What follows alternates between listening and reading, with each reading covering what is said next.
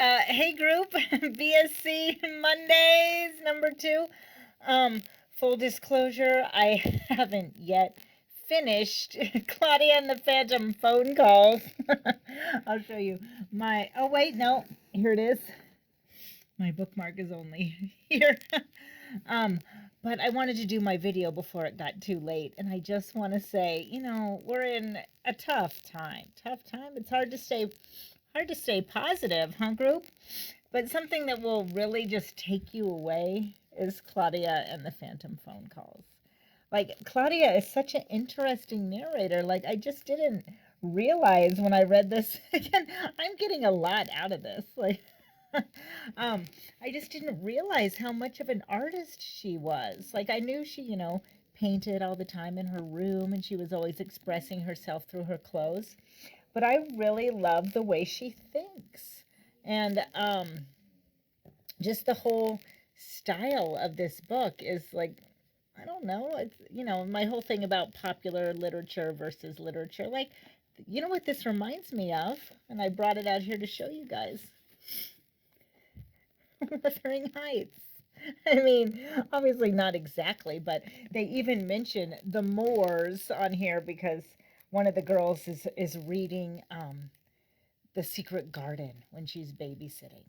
And the whole atmosphere of this, like it's set in October, late October, and there are lots of thunderstorms. And like Claudia and Janine talk about this thunderstorm, and there's a big atmosphere of spookiness. And yet, like I mentioned before, there's still a strong family atmosphere too. Like the girls are always like relieved when Watson comes home, or Mr. and Mrs. Newton, or just there's a sense of strong safety that the adults are going to protect these teenage girls. It's a very, and the younger children from the outside, like the Phantom Caller. So it's just very atmospheric, and there's like multi-layered. There's the Trevor Sanborn love plot. Like there's a genuine mystery about the Phantom Caller. And I just want to say that I am truly enjoying it, group. Like Claudia and the Phantom Phone Calls has always been one of my favorites, if not my favorite.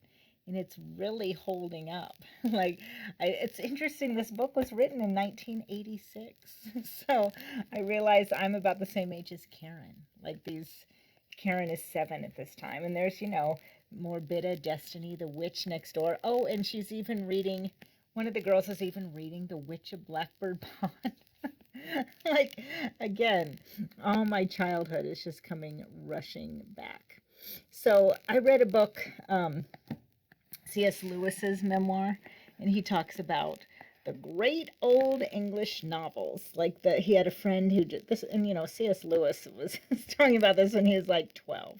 Had a friend who loved the great old English novels, and his friend just loved stories set in the schoolroom. And might have said like in the kitchen.